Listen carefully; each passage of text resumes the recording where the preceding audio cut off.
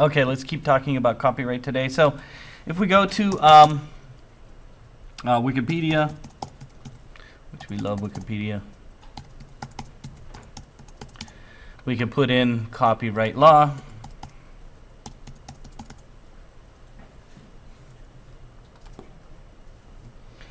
Okay, copyright is a legal right created by the law of a country that grants the creator of original work exclusive rights for its use and distribution. So let's pick apart some of these words that are here. Okay, so grants the creator of an original work.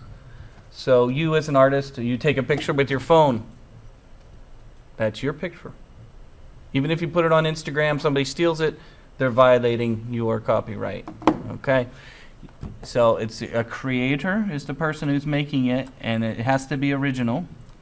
And you have exclusive rights. What does that mean? Well, you have the right to license it to somebody else. Exclusive means I can give it to them for one use. Maybe they want to put it in their billboard, or maybe they want to put it in their video. You can give them rights to use it maybe. And in fact, when you buy things, they usually ask you where you're going to use it. Okay?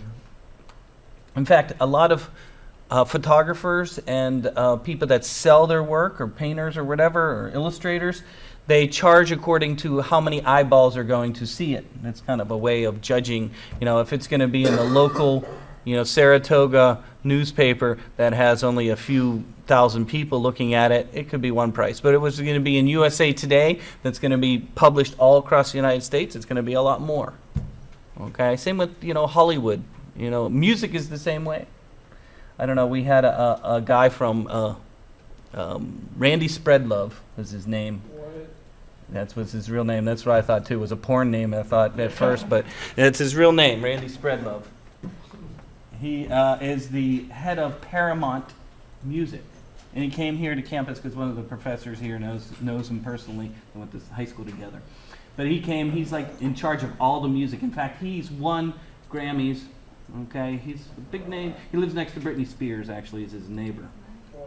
Yeah, he lives next door to Britney Spears. But whatever, he was here on campus doing the talk, and I think the best part of his talk was when he was talking about how he has these directors come to him, and they say, yeah, I envision the end of the movie, the car driving off into the sunset, and the Rolling Stones cranked on the radio. And I have to tell the director, do you know how much that Rolling Stones song is going to cost? $700,000 at least, just to play that one song in your movie. And so when to get back to copyright, when you buy it, you're buying it for a use of one thing. Maybe it's in the movie, or maybe it's at the beginning of a presentation. In fact, that's a lot of times when you see, you hear a song, it might be written by one person but performed by somebody else because it's cheaper for them to do it that way. In fact, in copyright, a lot of music, as far as music, I like talking about a little bit about copyright. Music falls under the copyright law. A lot of music is recorded in England because England does it a little bit differently. Here in America, we have the musician and they get royalties. Every time that song is played, they get a little money. That song's in a movie, every time that movie is, they get a little money. They call it royalties. Well, in England, they don't do it that way. You get charged one-time fee. So it's a little bit more expensive to record music in England, but in the long run, you don't have to keep paying over and over again royalties. Okay, so that's why a lot of things like that. So as far as copyright, exclusive rights to let somebody use it, there is some limitations, of course.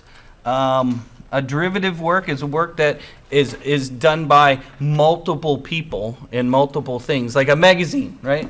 A magazine can be copyrighted as the magazine, but also the pieces that are in the magazine can be copyrighted, right? There's photos in a magazine, there's ads, there's drawings, but they can all be put together into a derivative work that is a group of work, okay? The duration of a copyright is the life of the artist plus 50 to 100 years, depending on when it was made, before 1978 or after. It's changed. Where else? Again, copyrights written into the original Constitution. And they talk a little bit about there. It's been revised. Anything before, was it 1929, is in what we call fair use, and anybody could use it.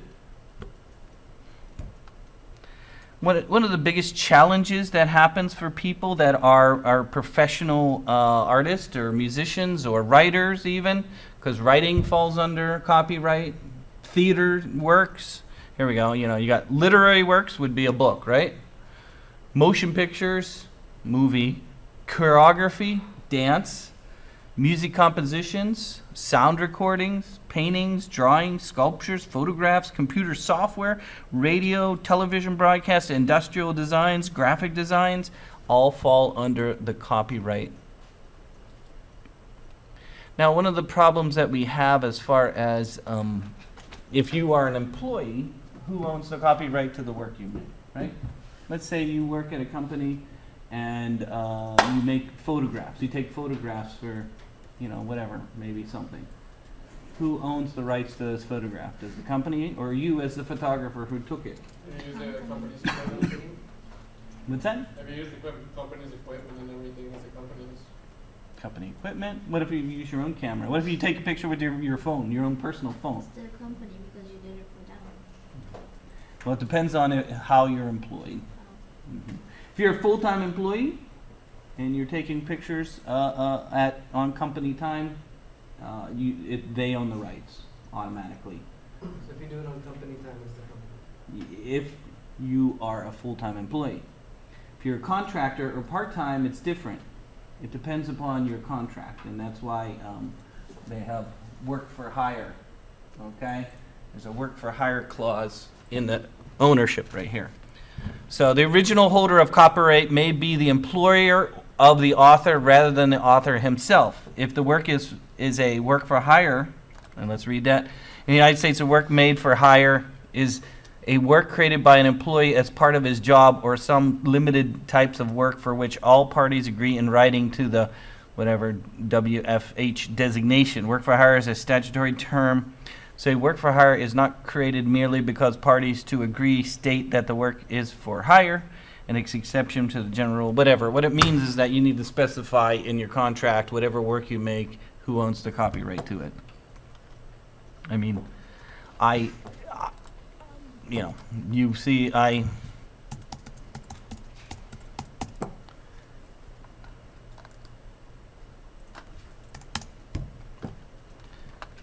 I take all these photos. I took this photo back here of this person right here.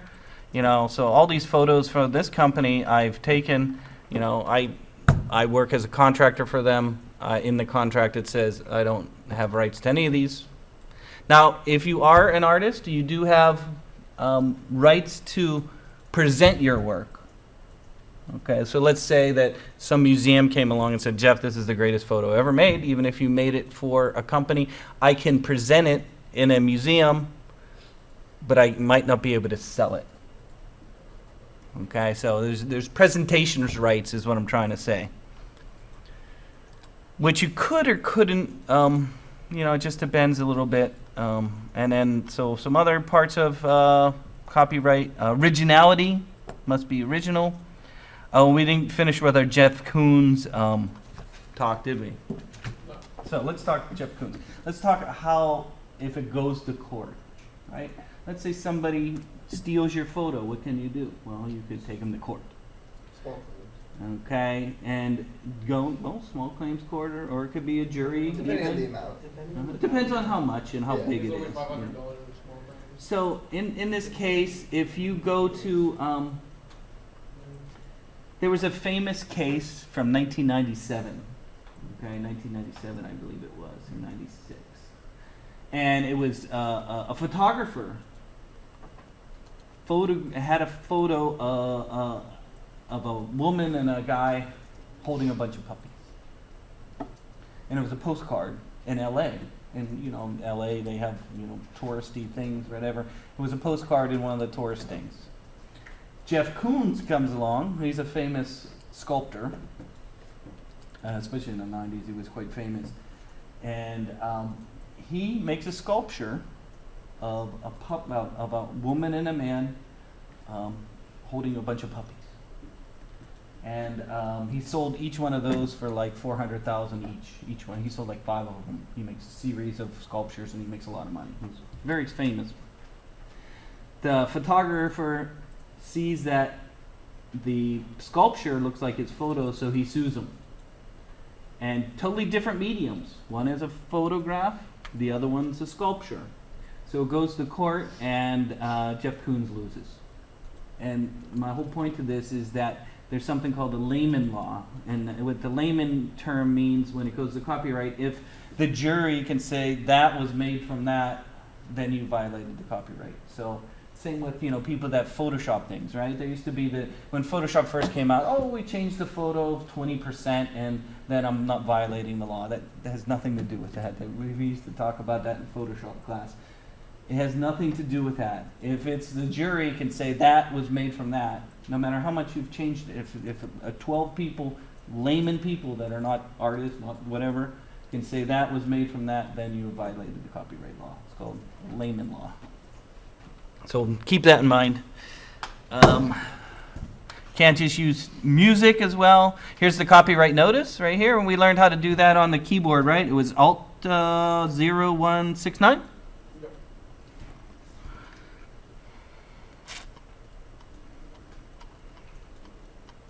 Exclusive rights, again, you can sell your work, you can have it as a group work and things on there.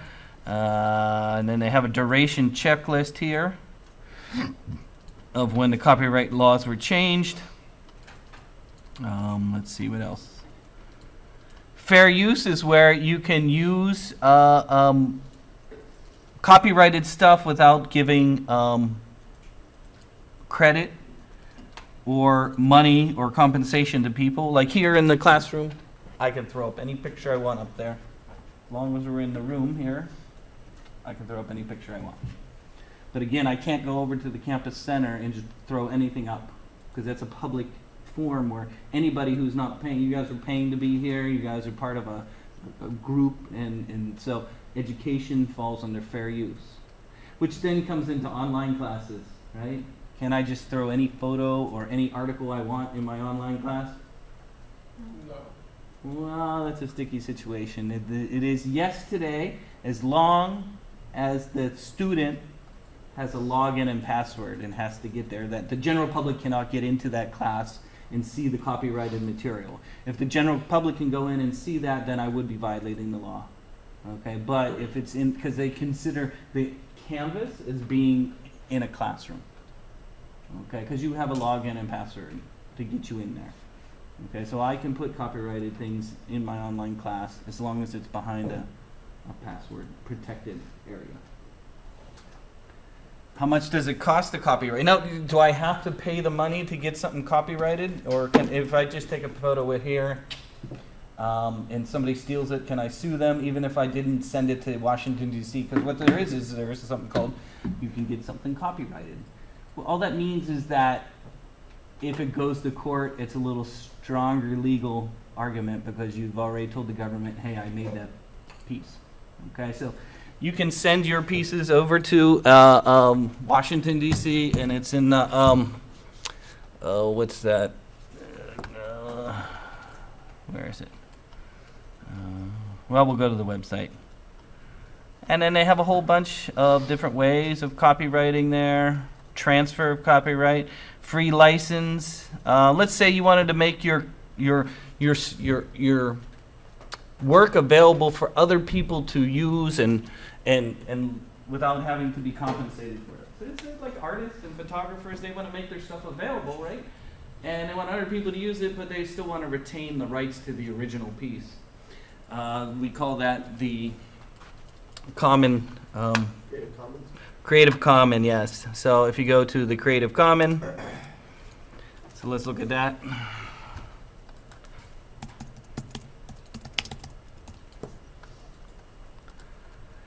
So again, there's one way that you can copyright your stuff by using the Creative Commons license, okay? Where you can share your work with other people, but you still retain the rights to the original, okay? So it's a great way to make your stuff available. Okay, it's called the Creative Commons, and you can learn more about it on their website. You can choose a license and get started right away. And there it is. And so they go through a series of questions, and then you can add the little logo that they give you there and so on. So it's called the Creative Commons. Let's see what else is there. We can go to the copyright website. What's this one?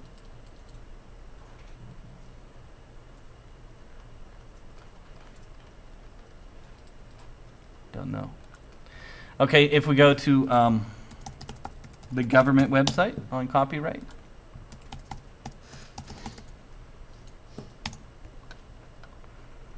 Copyright.gov. Again, you can register your artwork or your music with the Copyright Office. And you can see here, you got literary works, performing arts, visual arts, photography, motion pictures, and other digital content. Takes 6 to 8 months. E-filing. How much does it cost?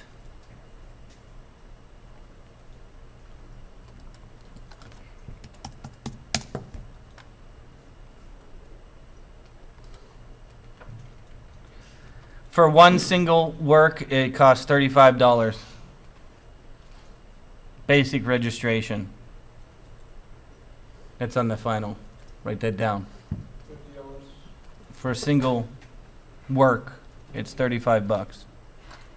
I don't know what this is. Standard application, all other filings, $55. But for a single work, not for hire. So that's $35.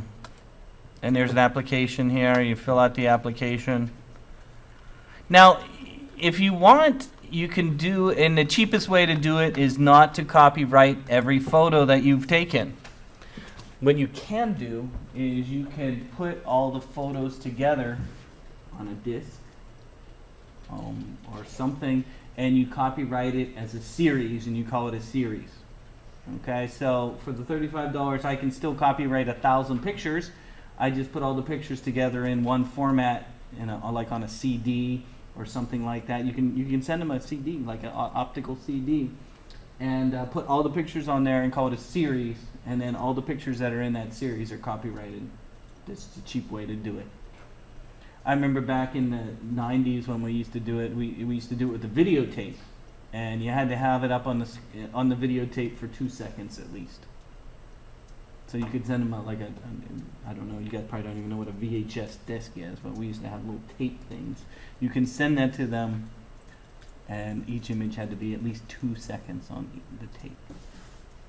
So, $35. What else do we have on there? So, what is the difference between this and a patent? Well, patent is an idea. Okay, or a description of something that can be made, a process, where copyright is for a fixed. And the other important thing for copyright, it must be fixed. What does that mean? You cannot copyright an idea. You can copyright the written instructions for the idea or the written notes of a song, but if you just sing a harmony without recording it, or without writing the notes down, it can't be copyrighted. It must be fixed. That's on the final as well. The answer to one of the questions is it must be fixed. Fixed means it must be on some kind of device. Like I said, a CD, written notes, but you cannot copyright an idea. It must be fixed. You can patent an idea. Well, you can patent the instructions for an idea or a process. Patent's mostly for a process. Yeah. How to build something, how to put ingredients together to make something. You can patent things like that. It's mostly for instructions on how to build something. Where copyright would be photo, literary. All the music has to be, all the band. I was wondering how it's very expensive for marching. My son was in a marching band. And we had to pay. They had to pay to play those songs out on the field. They have to buy the copyright to that song that they would play on the field unless somebody wrote it themselves. If you want to buy music for your presentation, famous music. Let's say you want to buy the Rolling Stones song for your presentation. So how can I go about doing that? If you have the money, I guess. The best place to buy music and things like that is ASCAP. ASCAP? I don't know if it's .com or .. Okay. ASCAP is probably the largest place for you. Most musicians are part of this organization, so you can actually buy songs to use for specific reasons through ASCAP. I have several friends who are musicians that sell their stuff through ASCAP, and they get royalties. They get a check that comes every once in a while in the mail, and they make their music available here. And you can search for songs, you can look for musicians.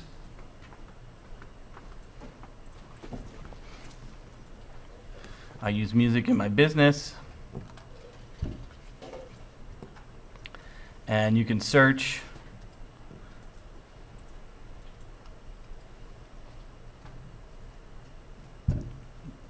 Even the yoga class has to pay for the songs that they're playing at the yoga. Okay. Because that's a public forum. So just think about that. Let's see, how much does it cost to play yoga music? Oh, they're not telling me. I want to build my yoga studio. So again, all the famous musicians are here. You can probably search and find the song you want to use. It's just very expensive. And you have to pay to be part of this group.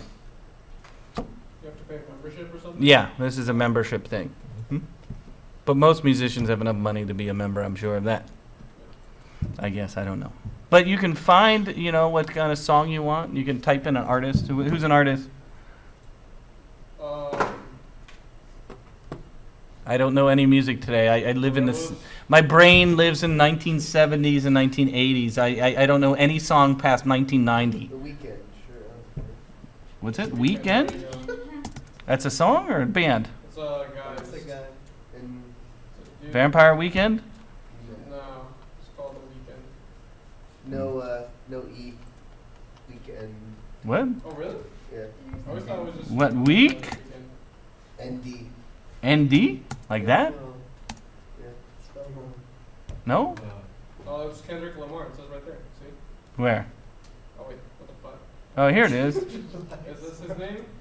There it is. Because I'm like, His name is Abel The Weekend. I'm like way off too, I guess. Okay. These people are famous people? I didn't know that The Weeknd's actual name. I just thought he was Kendrick Lamar. Yeah.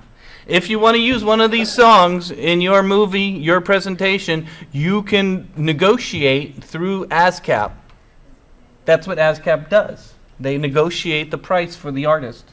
The artist doesn't call you. The artist doesn't care. The artist doesn't care who you are. Okay? These people, I guess my whole point here is this organization negotiates the song for them. Okay? So you can say, if you want to use any of these songs in your movie, it's going to cost you a lot of money, but you can use it. How do rappers do it when it comes to like samples and copyright? What if they use like, for example, a chorus of one song, but they still It's a fucking mess. That's what I don't know. That's a mess. Yeah. It's a mess. It's a mess. Oh, what were we talking about? Oh, we were talking about other stuff, weren't we? Where were we at? We were going to talk about patents, right?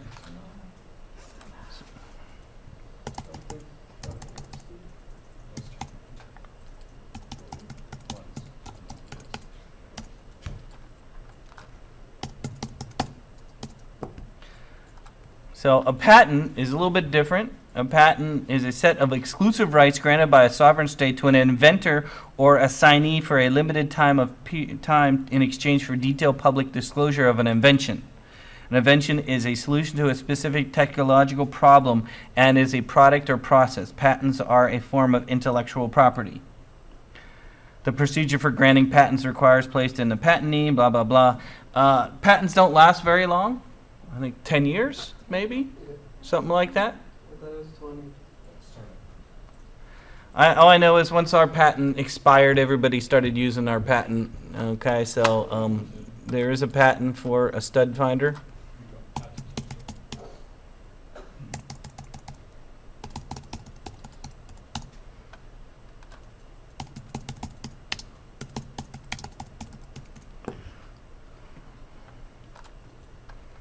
And, oh, there you go. Here comes my product.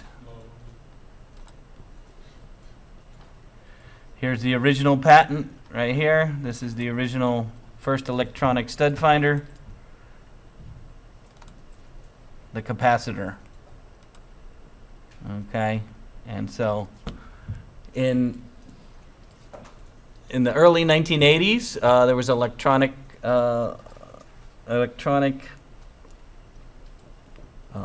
person who did electrical engineer. Staus is his name, Chuck Staus, and he bought the rights to this patent from this guy right here, whoever invented it, the original patent holder, Mr. Franklin. So Chuck Staus bought the rights to make the electronic stud finder, and for, I guess, 20 years, I thought it was 10 years, but 20 years, they had exclusive rights. They made a lot of money, and then after that, patent ran out. Of course, all the other companies, Ryobi, Stanley, they all started making their own electronic stud finder. So I have to include this in my, I'm going to do a presentation on this, so I'm glad I found it. Have you ever seen that art that has a Campbell's chicken noodle soup, like 4 little squares of it? You mean the Andy Warhol? Yeah. Yes? So, how does that land? The copyrights? Because it's like the Campbell's chicken noodle soup thing, but he didn't pay for paint it, did he? Mm-hmm. I don't know. That's a good question. It's probably falls under some kind of fair use. Pop artist. I don't know. They probably thought it was good publicity for them. I don't know. If you've never been to Andy Warhol Museum, again, it's in Pittsburgh, Pennsylvania, an old violin factory. Volkwines was the violin factory that was there, and they turned Volkwines, because I used to drive past that building all the time, and they turned it into the Andy Warhol Museum. So go and visit it if you can. Again, patent is for an invention, okay, and it's a little bit different in that, you know, it doesn't last as long. I don't know where the main effects are here. There's a lot of litigation that goes around between copyright laws as well as patent laws. A lot of stealing of ideas. Of course, remember Apple said they patented a square with rounded edges, right? Yep. Do you remember the lawsuit they had with Samsung? Was it 10 years ago at least? And it was in court. And they were claiming that they own the patent to, or the patent to a square with round edges. The shape of this. I don't know whatever happened. When Samsung paid them, I think, $20 million or something like that. I don't remember. But I don't know. What about patent trolls? Patent trolls. Yeah. I mean, all companies go through that kind of problem. We have 2 full-time lawyers at Zircon that are constantly busy. I've been in lawsuits trying to help them. Because one time we got sued by a company saying that we were violating their copyright for putting our instructions on a DVD. So we used to sell a product that had a DVD inside. And on the DVD was some video instructions of how to use the product. And some company in Texas says they own the rights to putting instructions onto a DVD. You couldn't put instructions on a DVD. That was true. So they sued us, so that they wanted, and they weren't just us that they were suing. They were suing all kinds of other people that were putting instructions on a DVD. They said they own the rights to putting instructional material onto like a DVD. I don't know why. Did that hold up in court? So, well, here's how I beat it. for them. I am the one who found out. So their patent or their whatever they were copyright, whatever they were claiming, came out in 1997. I was like, 1997? You know, people have been putting data onto a DVD way before 1997. So I went and found some DVDs that I had that had instructions on a CD, and I said, oh, there's data on there. So they used that, and they went to court. And well, it didn't even go to court. We were able to prove that people have been putting data and instructions on a CD way before they were even granted this thing back in 1997. And so, you know, because people, and so it's just a troll, you know, they're just trying to steal money from people, you know. Half the time they don't even Yeah. expect to go to court. Yeah, they just wanted some money. Well, so- And, you know, once, you know, I said, here's a disc with data on there, and it was frivolous, is what it came down to. So, that was about 2 months of work, though, for the lawyer, you know, having to deal with all the paperwork and stuff like that. But I found DVDs and I gave them discs. I found the original, I had a CD from 1994 that was from Peter Gabriel from 1994 that had data on it, you know. Okay, so what were we talking? Oh, we all jumped to copyright because we were looking at Flickr, right? And you were supposed to find images, and so look on Flickr. One of the things you can do is if we type in certain things, you'll notice on Flickr they do have license right here. I think we've already looked at that. You can go to where it says commercial use allowed, right? So let's say you're a business and you want to use a picture. Commercial use, hey, right there. Modifications allowed, which means you can change the picture. Commercial use and modifications, right there. So if you click on there, you know, these photos probably fall underneath some kind of law. So if you click on it and then you go down here, you can actually read the copyright. Some rights reserved. What does that mean? Well, if you click on there, you can read. This one's again a Creative Commons. You are free to share, copy, and redistribute the material in any medium or format, remix, transform, and build upon the material any purpose, even commercially. So you can read it right there. I can take this flower and I can put that in my ad without having to pay the original photographer. It's a beautiful flower too, except for this right here. But okay, so think about when you're using images and things, you can't just go and steal everything off Google. Think about it. Now, Google actually has that as well. If you go to Google Images, and you go to Google Images, you have, and type in something, flowers. I believe there's a way to get tools, usage rights right here, okay? And you can see labeled for reuse and modification, labeled for reuse, labeled for non-commercial reuse and modification, labeled for non-commercial reuse. So reuse and modification is kind of the same as on Flickr where it says commercial and modifications allowed, right? I think that's this one right here. So if you find an image, ooh, I love this one. Yeah, it's a beautiful one. I don't know. I don't know if you could just steal it from here or wherever, but well, here's a license right there. Probably the largest place to buy pictures for a presentation would be, of course, iStock Art or iStock Photo, iStockPhoto.com. iStock Photo by Getty Images. Getty Images is the largest image bank in the world. So let's say you wanna have a picture from what? So give me a special event. Coachella. Coachella? How do you spell that? Spell it for me. C-O-A. What? C-H-O? No. Wait, no, that's not how you spell it. Chocolate. I'm just terrible right now. Coachilla. C-H. How do you spell? Oh, there. Coachiller? No. Coach. So I was spelling it right. Like Coach and then Ella. With two L's. Oh, here we go. Coachella. There we go. So you want pictures of Coachella? You can buy them right here. Look at that. Perfect for my ad. Look at this one. Perfect for my ad. Okay, so you can go here to iStock Photo and buy the rights to use these pictures. How much is it going to cost you? Well, it depends on where you're going to use it mostly. And so, oh, I like the big dinosaur one.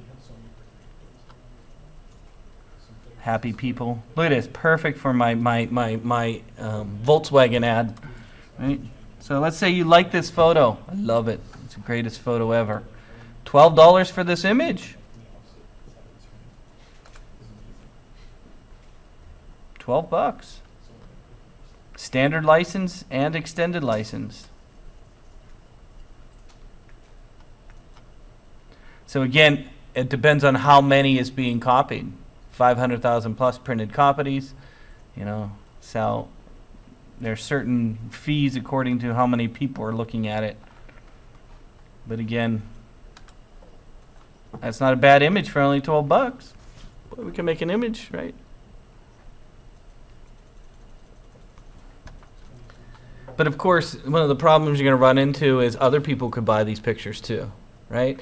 So you can actually pay to have exclusive rights to an image also. Of course, you're going to pay more than other people, because let's say you're a company and you don't want somebody else using the same photo, do you?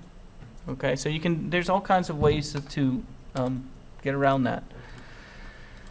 Let me think if there's anything else on the test about copyright. We did talk about that, and we did talk about patents, right?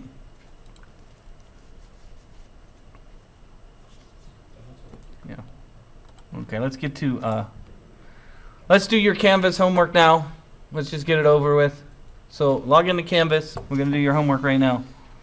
Come on, let's do it right now. Log into Canvas. Log into Canvas. We're going to get it over with right now, so we don't have to deal with it later on.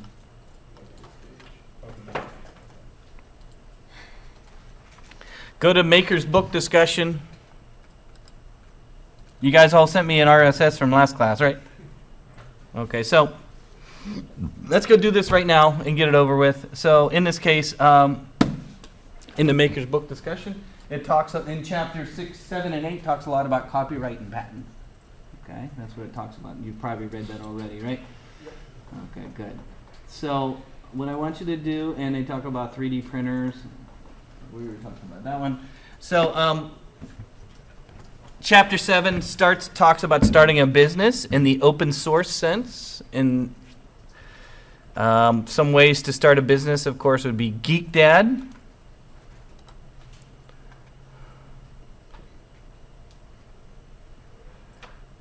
Okay, where you can actually build things.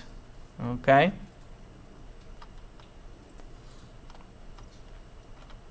Another one, of course, is SparkFun.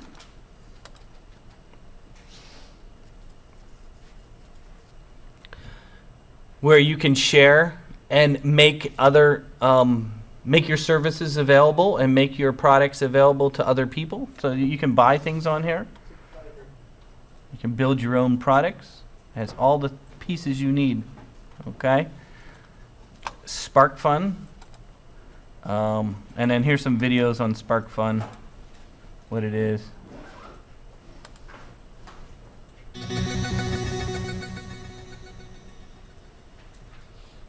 On the previous episode, I showed you how to make a simple temperature gauge using the microbit and a servo. Recently, I've noticed that my food has been mysteriously disappearing from the refrigerator. So this time, cat. I'm going to show you how to make a food thief alarm using the Bluetooth radio on the microbit.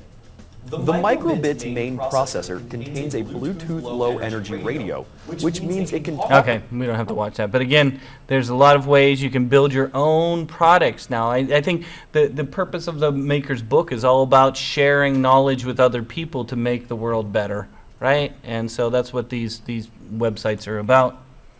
There's another one here. How to make things. Here's the patent website we just looked at. Creative Commons we already talked about. GitHub, I think we've already talked about that. And then there's some gear. So you need to look at some of these gadgets and comment about one. So go and search for a gadget.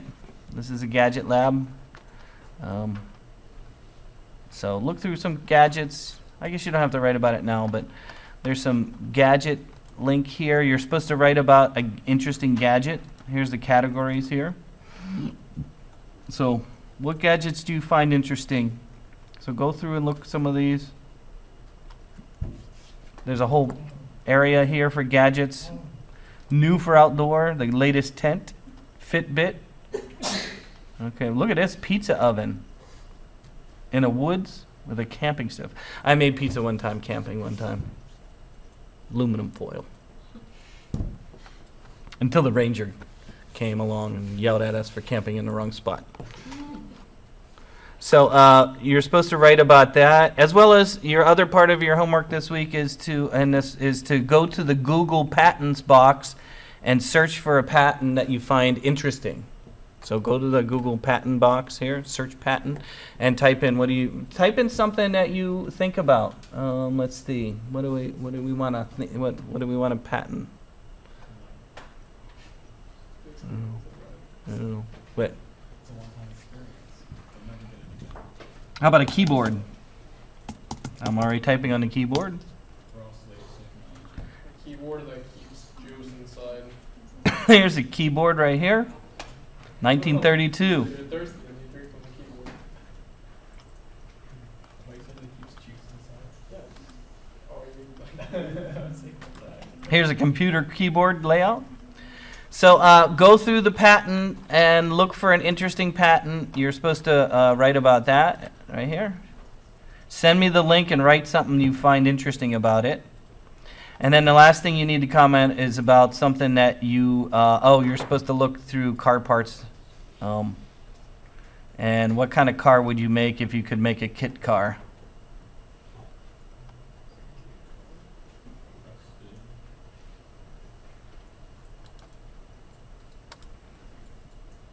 What is a kit car? Is it a kit or a kid? Kit, K-I-T. Here, you can watch the video here. Oh, this is the Flash of Genius. Love my Slappuccino. A lot of money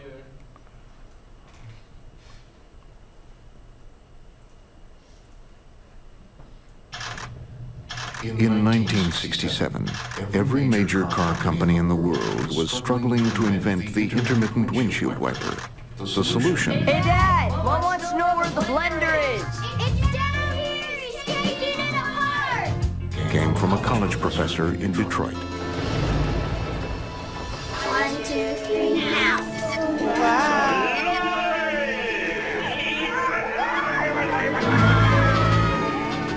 Ford is very interested. Why?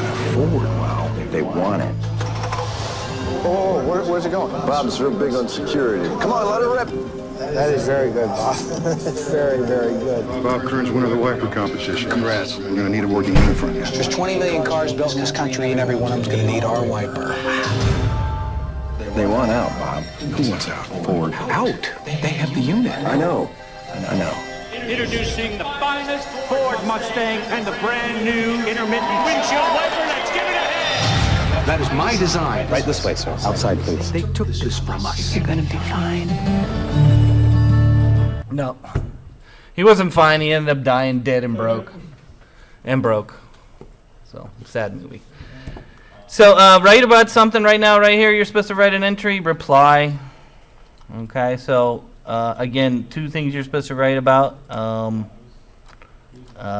First, number one is send me an interesting product that you find in the Gadget Lab or here. Then find an interesting patent and send that to me. And then you don't have to write about the kit car. You don't have to do that. I don't know. So write about that now and get it over with so you don't have to think about it over the weekend. Look at the patent stuff. Again, in PowerPoint, probably the most important thing is to make sure that you set your slide master. Again, it's under View, Slide Master. And the Slide Master is where you can put a logo and all that stuff in there, right? Do you remember that? Okay, so I'm not going to go over how to do that. You understand. Slide Master.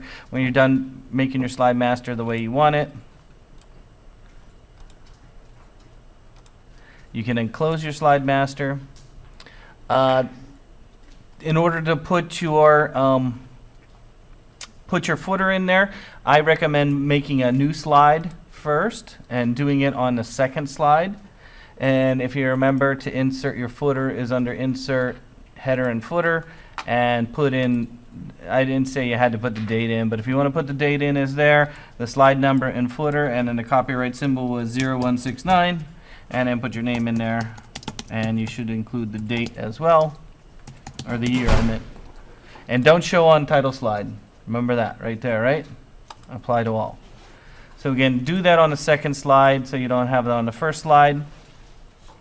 Okay, let's talk about making some more interesting graphics for your presentation. So in this case, I'm going to make a new slide that doesn't have anything, that just has a title. It's right here. See how it says title only? And it gives you a title. Let's say we were making a slide presentation on our company,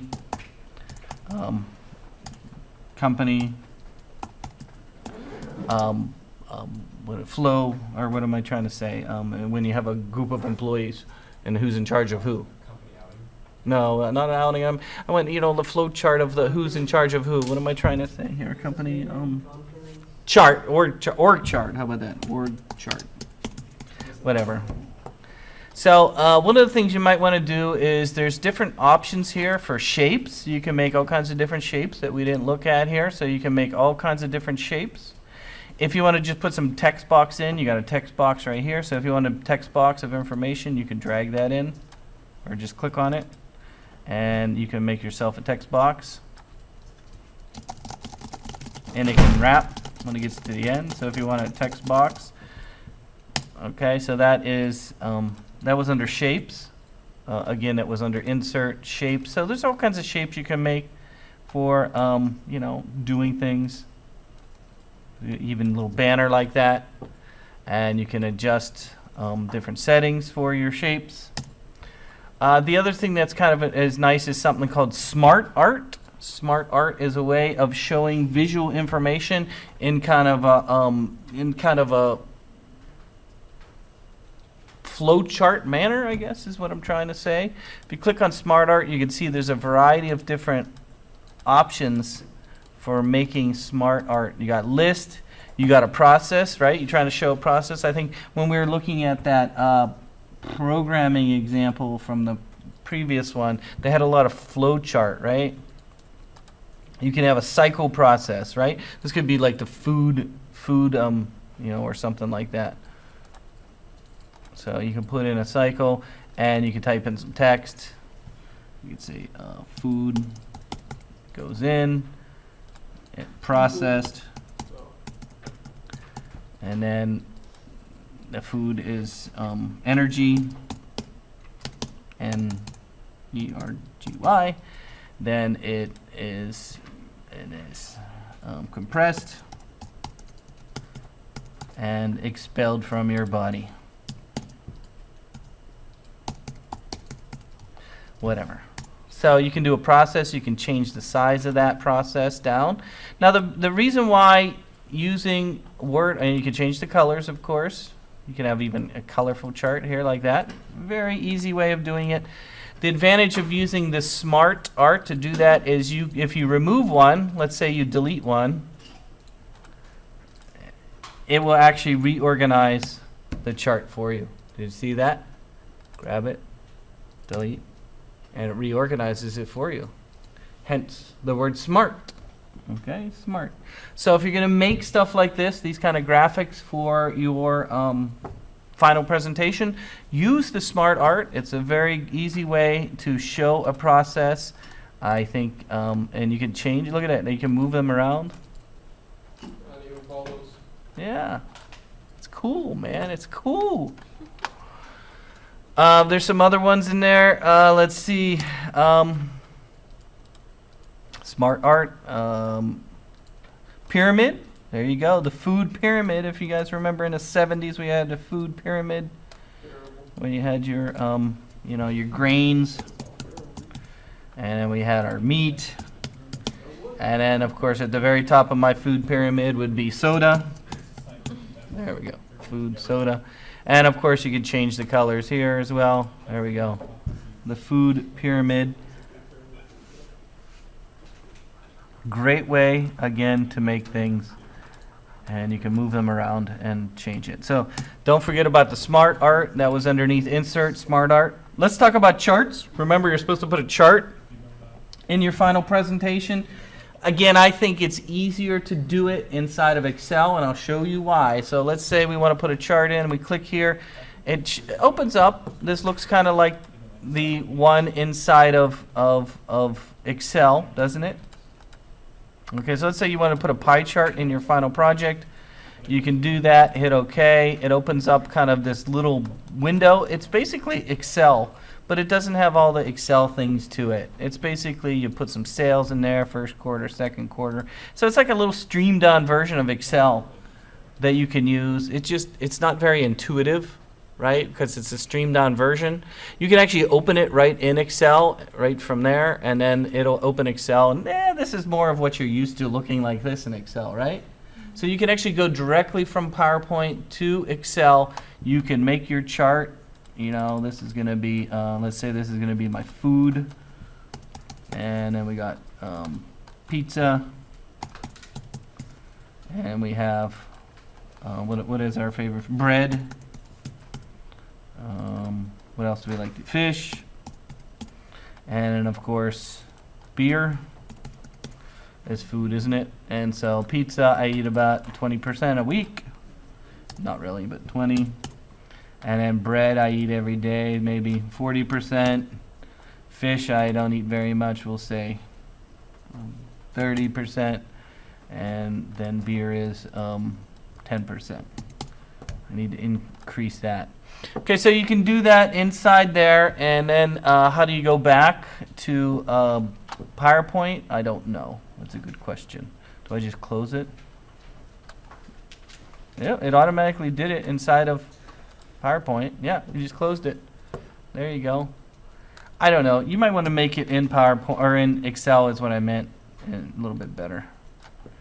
And so then you have your options like you normally do over here. We want some labels in there, and then you can highlight names and so on. So it does have some stuff, but I still think it's easier to do, and that's not too bad a pie chart, is it? No. Pretty Well, good. It looks kind of weird because it's all split and stuff. Yeah.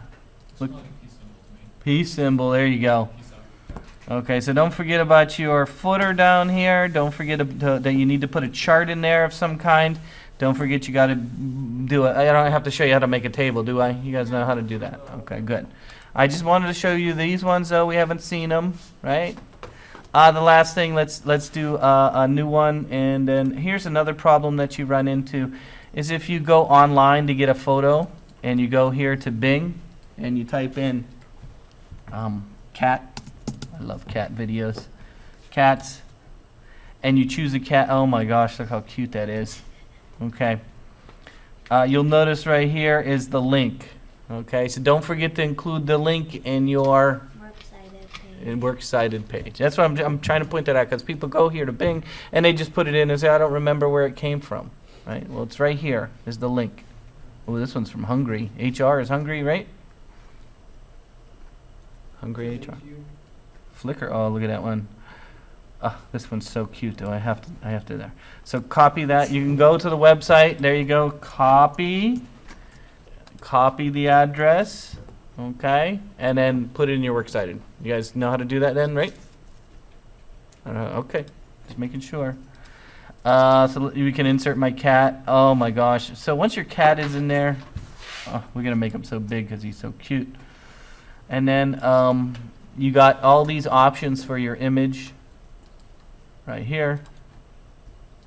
So don't forget you can put your images in interesting ways. Aw, look at him, he's on an angle. Oh, I like that one.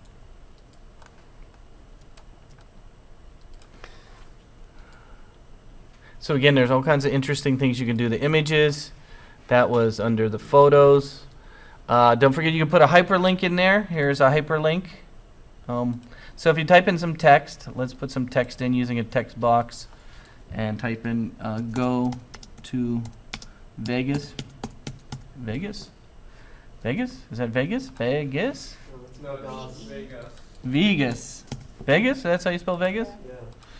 Okay, you can go over here to the insert hyperlink and you can have it go somewhere. So we're going to go to Vegas.